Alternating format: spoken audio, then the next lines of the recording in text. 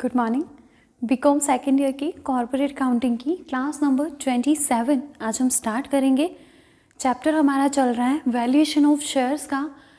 इस चैप्टर की थियोरी अभी तक हम समझ चुके हैं। दो मेथड मैंने आप लोगों को बताए हैं शेयर की वैल्यूएशन करने के। एक था हमारा net assets and intrinsic value method, दूसरा मेथड हमारा था yield valuation method.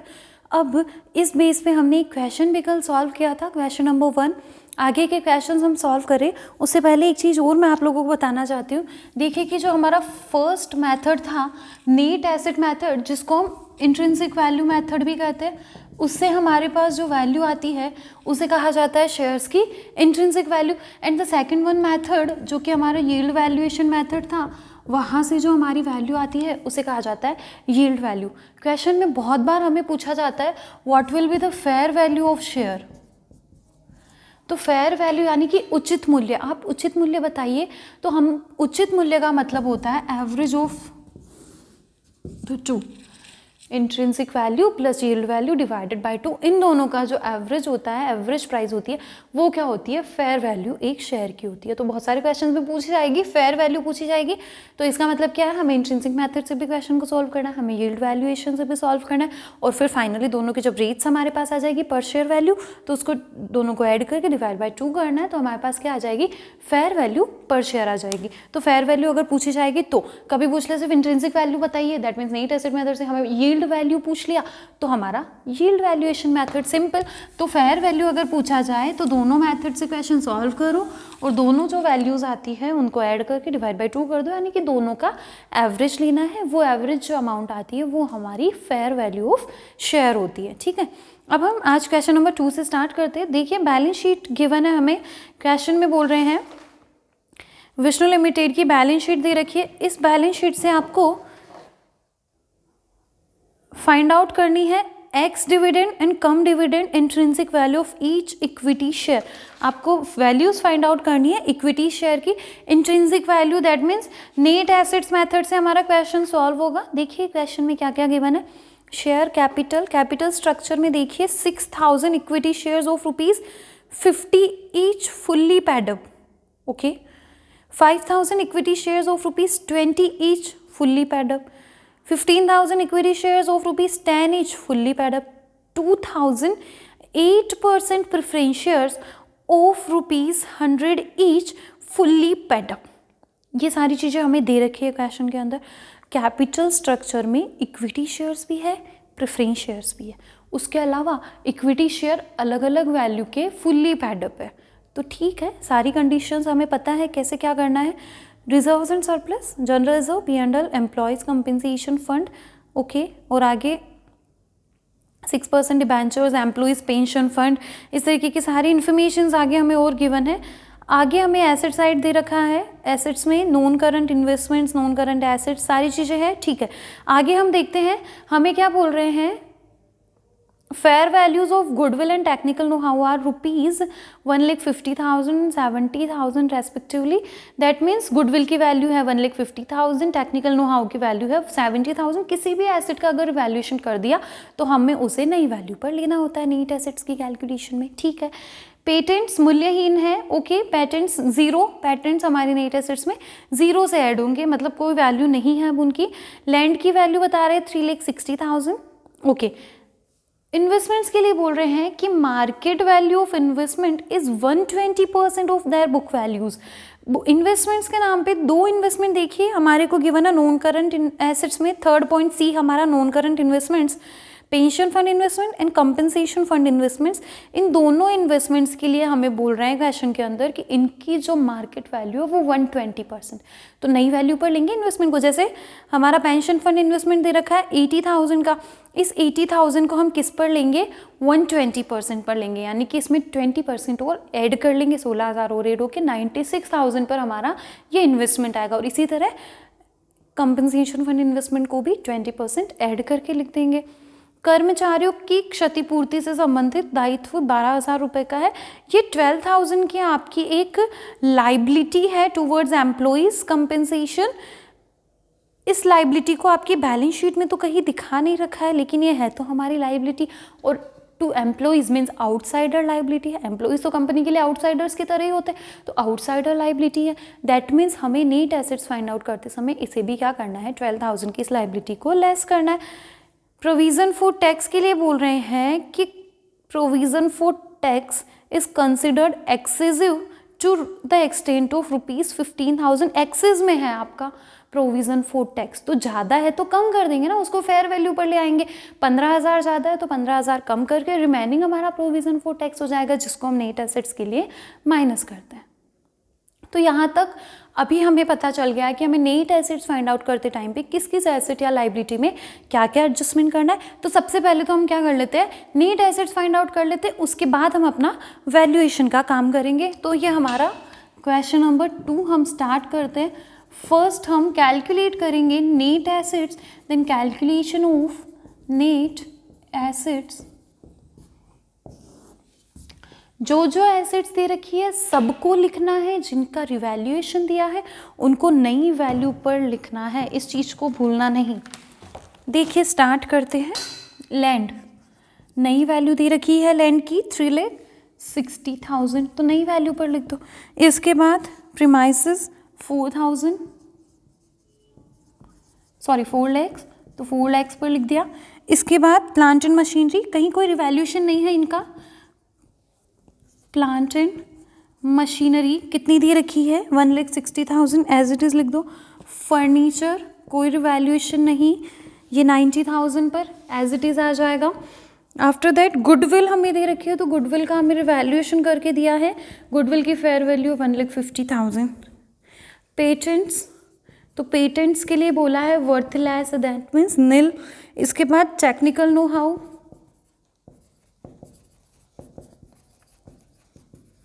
Technical know how हमें दे रखा है 70,000 पर नई वैल्यूएशन, ये लिख दिया। उसके बाद पेंशन फंड इन्वेस्टमेंट,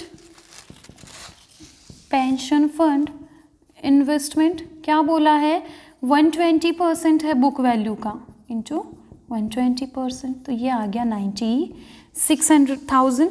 उसके बाद नेक्स्ट हमारा compensation fund investment, compensation fund investment, यहाँ भी सेम लैंग्वेज है कि अपनी बुक वैल्यू का 120% है, यानी कि 1,44,000। इसके बाद नेक्स्ट हमारे पास इंफॉर्मेशन है स्टॉक डेटर्स और कैश की, तो इन तीनों में कहीं कोई रिवैल्यूएशन नहीं, कुछ नहीं, एज इट इज़ लिख देंगे।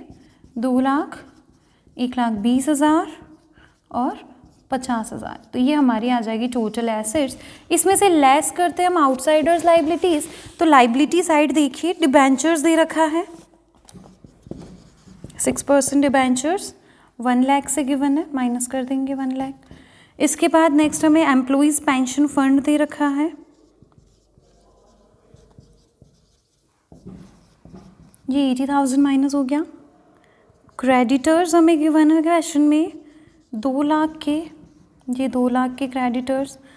फिर हमें गिवन है आगे प्रोविज़न फॉर टैक्स, तो प्रोविज़न फॉर टैक्स में ध्यान दीजिए, आपको बोला है कि प्रोविज़न फॉर टैक्स जो है वो 15,000 ज़्यादा है, तो उस 15,000 को माइनस कर दो, हमारा प्रोविज़न फॉर टैक्स कितना होगा 55,000। एक हमें लाइबिलिटी दे रखी है, लाइबिलिटी टूवर्ड्स एम्प्लॉइज़ कितने दे रखी थी, 12,000 रुपये की, आपको बोला है ना कर्मचारियों के प्रति एक दायित्व है, तो ये हमारी आ जाएगी कंपनी की टोटल नेट एसेट्स। बस सारी एसेट्स को ऐड करो और उसमें से इसको लेस कर दो।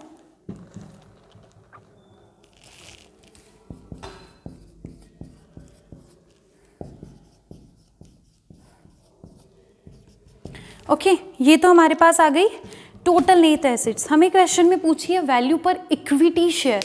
अब आपको पता है ना कि ये जो नेट एसेट्स है इस पर इक्विटी शेयर होल्डर्स और प्रेफरेंस शेयर होल्डर्स दोनों का ही अधिकार होता है। सिंपल सी चीज़ है, आपकी नेट एसेट्स पर इक्विटी शेयर होल्डर्स का भी है और प्रेफरेंस शेयर होल्डर्स का भी है। हमें इक्विटी शेयर्स की वैल्यू फाइंड आउट करनी है, तो यहाँ से प्रेफरेंस शेयर होल्डर्स से रिलेटेड उनके राइट्स हटा दो। याद करो हमने जब मेथड पढ़ा था फर्स्ट, कि हमारे फर्स्ट नेट एसेट्स मेथड में जब हमने पढ़ा था कि जब इक्विटी और प्रेफरेंस शेयर दोनों हो और प्रेफरेंस शेयर होल्डर्स को कैपिटल और डिविडेंड दोनों का ही प्रेफरेंस हो, तो मैम आपको कैसे पता चल रहा है कि दोनों का प्रेफरेंस है?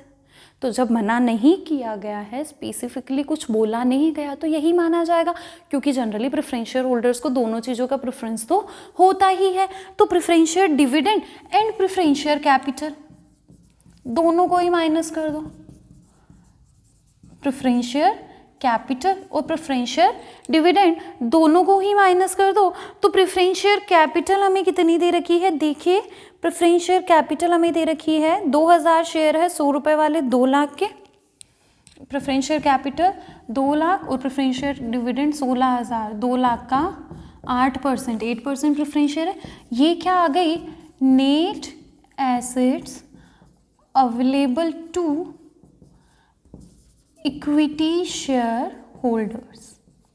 समझ में आ रही है ना चीज़, हमें इक्विटी शेयर्स का वैल्यूएशन करना है और हमारे पास जो नेट एसेट्स आई है वो प्रेफरेंशियल और इक्विटी शेयर होल्डर्स दोनों के लिए, तो हमें प्रेफरेंशियल होल्डर्स का पोर्शन माइनस करना है ताकि हमारे पास आ जाए net assets available to equity shareholders, जो कि आ रही है 11,77,000 रुपीज़ की। अब हम इसके बेस पे अपनी आगे की कैलकुलेशंस करेंगे। अब समझिएगा इस चीज़ को कि हमारे पास जो कंडीशन है ना वो ये है कि आपकी कैपिटल स्ट्रक्चर में इक्विटी शेयर्स अलग अलग नॉमिनल वैल्यूज़ के फुल्ली पैडअप है। क्या है, अलग अलग नॉमिनल वैल्यूज़ के फुल्ली पैडअप शेयर्स हैं। तो अब हमें क्या करना है, तो अब हमें हमारी नेट एसेट्स को पैडअप शेयर कैपिटल के रेशियो में बांट देना है। देखिए यहाँ हम लिखते हैं paid up share capital. Paid up share capital कितनी है, तो देखिए हमारे पास टोटल पैडअप शेयर कैपिटल है 50 वाले शेयर है, 20 वाले शेयर है और ₹10 वाले शेयर है। देन यहाँ लिखते हैं 6,000 शेयर्स ऑफ ₹50 ईच, फिर 5,000 20 वाले और 15,000 10 वाले,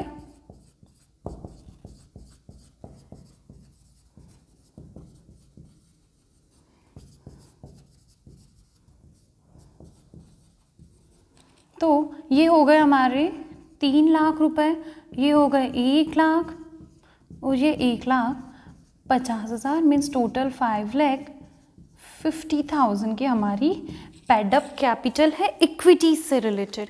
ओके, अब हमें क्या करना है, इस टोटल कैपिटल को के रेशियो में हमें बांटनी है अपनी net assets of 11,77,000।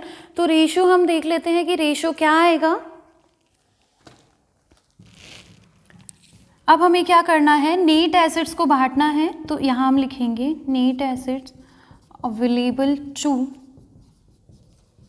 Equity shares of ₹50 each, 50 वाले के लिए, और इसी तरह net assets available to equity share of ₹20 each, इसी तरह net assets available to equity shares of ₹10 each. तो देखिए 3 लाख, 1 लाख और 1,50,000 का हमारा रेशियो है। तो डिस्ट्रीब्यूशन हम कर देंगे 3, 1 और 1.5 के रेशियो में। तो कैसे हो जाएगा, 11,77,000 5.5, इसी तरह 1/5.5, 1.5/5.5, तो कर दूँ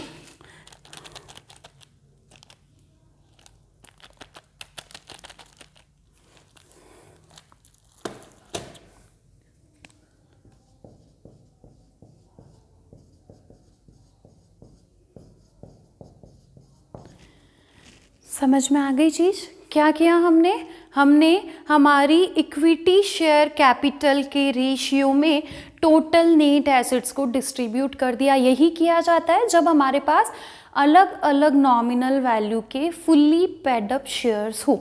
अब हमारे पास आ गया कि 50 वाले शेयर्स के लिए नेट एसेट्स 642, 20 वाले के लिए 214 की और 10 वाले शेयर्स के लिए 3,21,000 की वैल्यू की नेट एसेट्स अवेलेबल है। इसको मैं हटा रही हूँ यहाँ से। अब हमें वैल्यूएशन करने में कोई प्रॉब्लम नहीं आएगी, क्योंकि हमारे पास वैल्यू पर शेयर निकालने का जो फॉर्मूला होता है वो है net assets upon number of equity shares. ये क्वेश्चन नंबर 2 चल रहा है हमारा, net assets upon number of equity share. तो अब हम फाइंड आउट करते हैं कम डिविडेंड वैल्यू। अब कम डिविडेंड और एक्स डिविडेंड क्या होता है, तो देखिए कि आपकी ये जो नेट एसेट्स है ना, इसको निकालते टाइम हमने इक्विटी शेयर्स के डिविडेंड को कभी माइनस नहीं किया। क्यों माइनस नहीं किया है? ताकि हमें एक्स डिविडेंड नहीं, कम डिविडेंड वैल्यू मिले। यानी कि ये जो नेट एसेट्स है इनके अंदर डिविडेंड भी शामिल है। अभी तक इक्विटी शेयर्स का डिविडेंड तो शामिल ही है ना, तो यहाँ से जो वैल्यू आती है वो कम डिविडेंड आती है।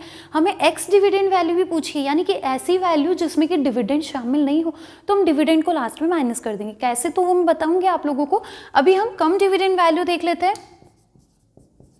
Value per share is equals to net assets upon number of equity shares, then value of share कौन सा, ₹50 वाला। नेट एसेट्स अवेलेबल कितनी, 6,42,000 divided by number of shares 6,000। इसी तरह वैल्यू पर शेयर ₹20 वाला, नेट एसेट्स इनकी 2,14,000, नंबर ऑफ शेयर्स 5,000। इसी तरह थर्ड वैल्यू पर शेयर हम निकालेंगे ₹10 वाले शेयर की, कितनी, net assets 3,21,000 and number of shares is equals to 15,000। तो यहाँ से हमारे पास वैल्यूज आ जाएगी सभी शेयर्स के लिए 107,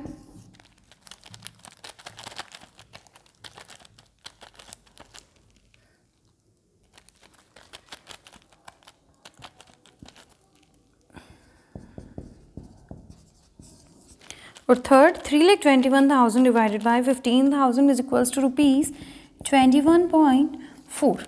ये हमारी कम डिविडेंड वैल्यूज़ आई है कि आपकी टोटल जो वैल्यू है वो कितनी है शेयर्स की, इतनी है, 50 वाले की, 10 वाले की और 20 वाले की। अब हमें फाइंड आउट करनी है x dividend value. X dividend value, तो कम डिविडेंड में से अगर डिविडेंड को लेस कर देंगे तो जो वैल्यू आ जाएगी वो कौन सी आ जाएगी, एक्स डिविडेंड। तो अब डिविडेंड कहाँ से लाए, तो डिविडेंड की इंफॉर्मेशन क्वेश्चन में है, हमें दे रखा है, देखिए लाइबिलिटी साइड में प्रपोज्ड डिविडेंड में इक्विटी डिविडेंड 1,10,000। तो यहाँ से हम एक चीज़ फाइंड आउट कर सकते हैं कि आप अपनी कैपिटल पर कितना डिविडेंड दे रहे हैं। रेट ऑफ डिविडेंड, वैसे मैंने फॉर्मूला भी बताया हुआ है, क्या होता है, amount of dividend divided by paid up capital into 100। तो आप 1,10,000 का डिविडेंड दे रहे हो अपनी 5,50,000 की इक्विटी शेयर कैपिटल पर। That means you are providing a dividend at the rate 20%। आप किस रेट पर डिविडेंड दे रहे हैं, अपना 20% डिविडेंड दे रहे हैं। तो अब इसमें भी 20% डिविडेंड शामिल है, इसमें भी 20% डिविडेंड शामिल है, इसमें भी शामिल है, माइनस कर दो। अब हम सेकेंड वैल्यूएशन करते हैं, एक्स डिविडेंड वैल्यूज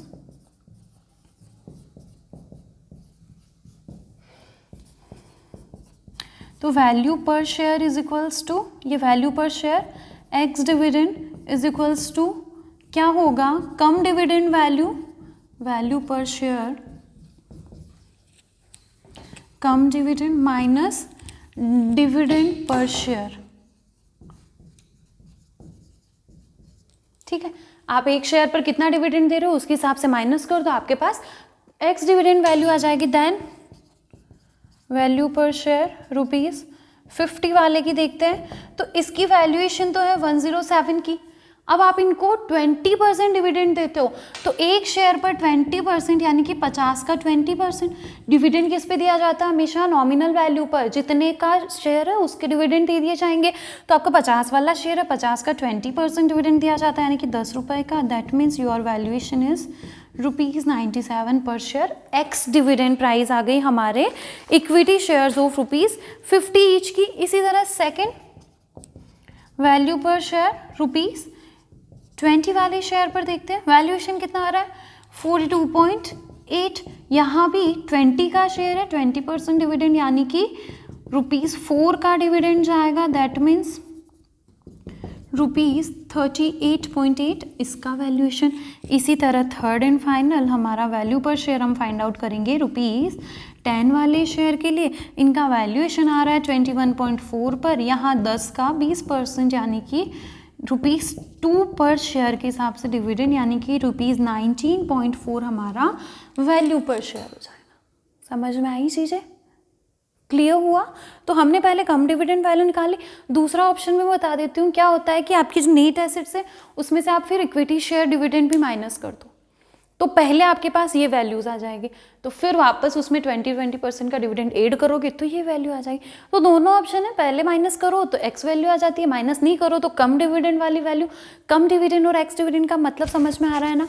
कम डिविडेंड मतलब ऐसी वैल्यूज़ जिसमें कि डिविडेंड लाभांश शामिल हो, और एक्स डिविडेंड मीन्स जिसमें लाभांश शामिल नहीं हो। तो पहले हमने नेट एसेट्स में से इक्विटी शेयर डिविडेंड को माइनस नहीं किया था, दैट्स वाई हमारे पास जो वैल्यूएशन आई थी वो कम डिविडेंड वैल्यू थी। उसके बाद हमने डिविडेंड की रेट निकाल ली कि एक शेयर पर 20% डिविडेंड दिया जाता है। 20% का मतलब 100 वाला शेयर है तो 20 रुपये का डिविडेंड।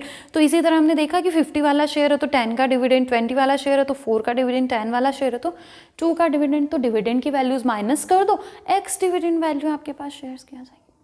सिंपल सा कंसेप्ट, समझ में आया? क्लियर हुआ क्वेश्चन? तो ये था हमारा क्वेश्चन नंबर 1।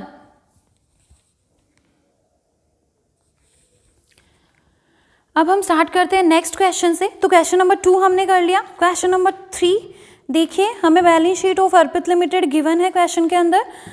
अब इनकी शेयर कैपिटल में देखिए क्या दे रखा है, 60,000 equity shares of ₹20 each fully paid up, fine. 50,000 equity shares of ₹20 each, ₹8 paid up, है तो 20 वाला बट 8 रुपये paid up. Third, 30,000 equity shares of ₹10 each fully paid up, and then 20,000 equity shares of ₹10 each, ₹5 paid up. Okay, तो हमारे पास mainly 2 nominal value वाले shares हैं, 20 वाले 10 वाले, लेकिन 20 वाले भी कुछ है जो पार्टली पैडअप है और 10 वाले भी कुछ है जो पार्टली पैडअप है। मैंने आपको प्रॉपर एग्जांपल लेके इस केस को समझाया था कि कैसे किया जाएगा। पहले तो पार्टली पैडअप शेयर को नोशनल कॉल मंगवा के फुल्ली पैडअप बनाओ, उसके बाद अब 2 कैटेगरी के शेयर्स हो गए, 20 वाले फुल्ली पेडअप, 10 वाले फुल्ली पेडअप। अभी जो किया वही करना है, नेट एसेट्स के रेशियो में डिवाइड करो, फिर फुल्ली पेडअप का वैल्यूएशन आएगा, उसमें से amount of notional call minus करते हैं, हमारे पास पार्टली पेडअप का वैल्यूएशन आता है। तो बिल्कुल वही मेथड है, उसी मेथड से हम अपना क्वेश्चन करेंगे। आगे रिजर्व्स एंड सरप्लस दे रखे हैं, करंट लाइबिलिटीज और एसेट साइड गिवन है हमें। आगे क्वेश्चन में बोला हुआ है goodwill ₹30,000, building ₹24 lakhs, machine 6 lakh, investment 70,000, stock 5 lakh, debtors ₹2,80,000 पर मूल्यांकित किए गए। रिवैल्यूएशन हुआ है इन सब एसेट्स का। तो नई जो वैल्यूज़ दे रखी है उन वैल्यूज़ को हम अपनी कैलकुलेशन में शामिल करेंगे, बिल्कुल करेंगे। उसके बाद आगे हमें गिवन है कि संदिग्ध दायित्व एक कंटिजेंट लाइबिलिटी है 40,000 की। तो लाइबिलिटी तो है और आउटसाइडर लाइबिलिटी होगी, तो माइनस कर देते हैं हम इसको किसमें से, एसेट्स में से। नेट एसेट की कैलकुलेशन के लिए तो माइनस कर देंगे। आपको क्या करना है, विभिन्न श्रेणियों के अंशों का मूल्यांकन करना है, डिफरेंट कैटेगरी ऑफ शेयर्स के लिए आपको वैल्यूएशन करना है। तो देखिए नेट एसेट्स मेथड से ही होगा, और नेट एसेट्स मेथड से हम अपने क्वेश्चन को सॉल्व करना स्टार्ट करें उससे पहले हमें क्या फाइंड आउट करनी पड़ेगी, नेट एसेट्स की वैल्यू तो फाइंड आउट करनी पड़ेगी। तो अब हम सबसे पहली कैलकुलेशन कर लेते हैं नेट एसेट्स की। क्वेश्चन नंबर 3, फर्स्टली हम कैलकुलेट करेंगे हमारी नेट एसेट्स। तो हम स्टार्ट करते हैं कैलकुलेशन ऑफ नेट एसेट्स। जिन जिन एसेट्स का रिवैल्यूएशन गिवन है उन्होंने एसेट्स को नई वैल्यू पर डालो। देखो एसेट्स एक एक करके देखते जाते हैं और देख लेते हैं कि क्या रिवैल्यूएशन है। तो बिल्डिंग, तो हाँ बिल्डिंग का रिवैल्यूएशन गिवन था 24 lakhs पर, 24 लाख। मशीन, तो क्या मशीन का रिवैल्यूएशन था, हाँ मशीन का भी रिवैल्यूएशन है 6 लाख पर, ठीक है। इसके बाद गुडविल, तो गुडविल का भी रिवैल्यूएशन है 30,000 पर, गुडविल 30,000। फिर इन्वेस्टमेंट्स भी नए दे रखे हैं वैल्यू उसकी, इन्वेस्टमेंट्स 70,000 के, ठीक है। आगे स्टॉक, तो स्टॉक का रिवैल्यूएशन भी हुआ है 5 लाख पर। डेटर्स का भी रिवैल्यूएशन हो रखा है 2,80,000 पर। बिल्स रिसीवेबल, तो इसका कोई भी आपको रिवैल्यूएशन नहीं दे रखा है, एज इट इज़ लिख लो 1 लाख। और लास्ट बैंक बैलेंस, तो बैंक बैलेंस का तो कोई रिवैल्यूएशन हो ही नहीं सकता, ये हो गया 2,60,000। सारी एसेट्स लिख दी। माइनस करते हैं आउटसाइडर्स लाइबिलिटीज। देखिए लाइबिलिटी साइड आ जाइए। क्रेडिटर्स गिवन है एक हमें 4 लाख, एक हमारे पास कंटिजेंट लाइबिलिटी है ऑफ ₹40,000, उसको भी माइनस कर देंगे, हमारे पास आ जाएगी नेट एसेट्स।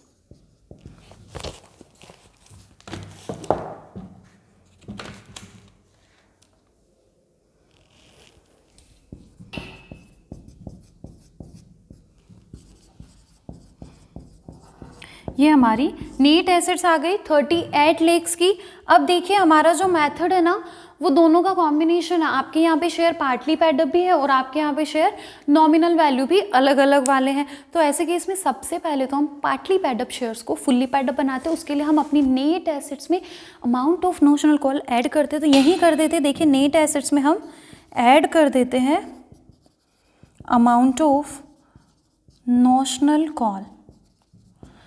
कौन कौन सी, तो देखिए दो तरीके के हमारे शेयर्स हैं जिन पर हमें नोशनल कॉल करनी पड़ेगी।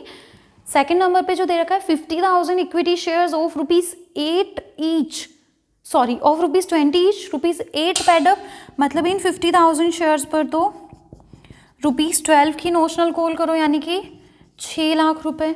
इसी तरह नेक्स्ट हमारे 20,000 शेयर्स है जो कि 10 वाले हैं, 5 पेड अप है, तो इन 20,000 पर ₹5 के हिसाब से, यानी कि 1 लाख की नोशनल कॉल करो।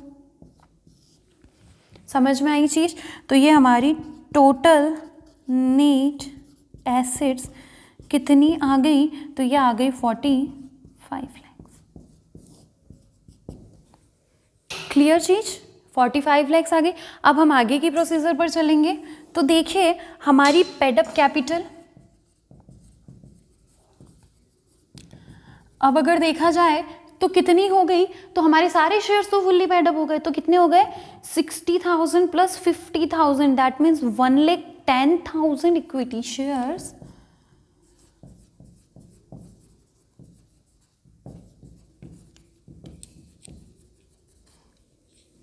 हो गए फुल्ली पेडअप, और 50,000 इक्विटी शेयर्स ऑफ ₹10।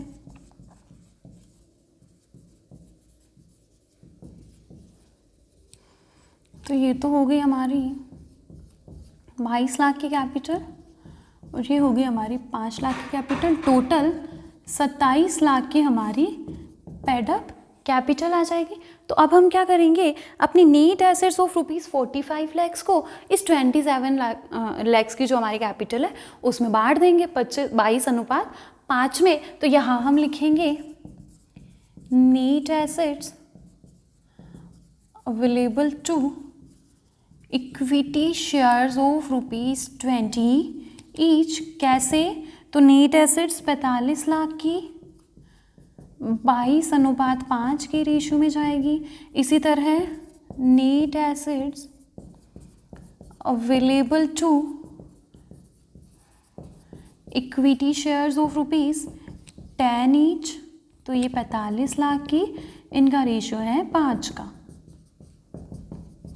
हमारे पास क्या आ जाएगी, नेट एसेट्स की वैल्यू आ जाएगी, तो ये आती है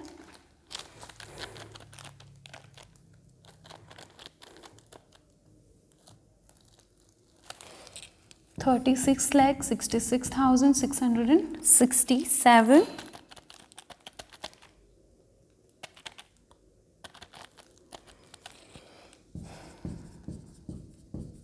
8,33,333। दोनों के लिए हमारे पास क्या आ गई, नेट एसेट्स आ गई। अब हम क्या कर सकते हैं, value per share find out कर सकते हैं। Then value per share ₹20 fully paid up. यहाँ फुल्ली पेडअप पार्टली पेडअप का ध्यान रखना, अलग अलग वैल्यूएशन आएगा। देखिए net assets upon number of equity share, simple formula, net assets है 36,66,667 और नंबर ऑफ शेयर्स इनके 1,10,000 के। देन वैल्यूएशन कितना आ जाएगा, कर लो डिवाइड इसको 33.3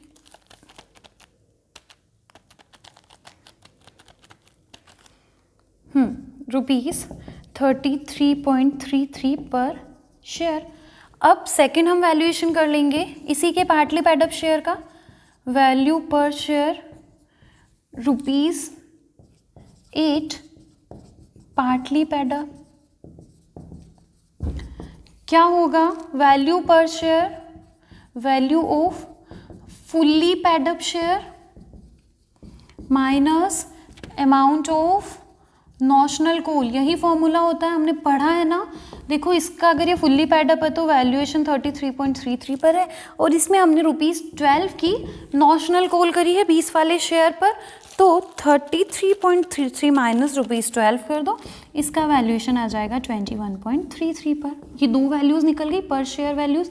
इसी तरह ₹10 वाले शेयर का वैल्यूएशन भी करेंगे। Value per share ₹10 fully pad up, formula वापस से नहीं लिख रही हूँ, वही है formula, net assets upon number of equity shares. तो यहाँ नंबर ऑफ इक्विटी शेयर्स है 50,000, तो ये हमारे पास आ जाएगी ₹16.67 पर शेयर। इसी तरह इनके पार्टली पेड अप की वैल्यू भी हम फाइंड आउट कर लेंगे। वैल्यू पर शेयर रुपीस कितना पेड अप था, ये ₹5 का नोशनल कॉल, 5 तक पेड अप था, ₹5 पेड अप कितना हो जाएगा, फुल्ली पेड अप की value 16.67 minus amount of notional call is equals to ₹11.67 per share. ये हमारी ₹10 वाले 5 पेड अप शेयर की वैल्यू आ गई। समझ में आई चीज़? तो ये हमारा क्वेश्चन नंबर 3 सॉल्व हुआ। बिल्कुल सिंपल था, चीज़ें क्लियर होगी दिमाग में, मेथड अच्छे से याद है तब तो क्वेश्चन आराम से हो जाएगा। नेट एसेट्स निकाली, नोशनल कॉल जोड़ा, टोटल नेट एसेट्स आई। फिर अब हम पहुंच गए इस सिचुएशन पे, तो टोटल नेट एसेट्स को दोनों में डिवाइड कर दिया, वैल्यूएशन आ गया पर शेयर, फुल्ली पैडअप में सिंपल और पार्टली पैडअप के लिए नोशनल कॉल को माइनस करते हैं। तो इस तरीके से हमारा क्वेश्चन नंबर 3 जो है ये सॉल्व हुआ है। ओके, तो नेक्स्ट आगे की क्लास में क्वेश्चन नंबर 4 से हम कंटिन्यू करेंगे। तब तक इनको आप वापस से करिए, समझिए, आगे की क्लास में कंटिन्यू करेंगे। Thank you.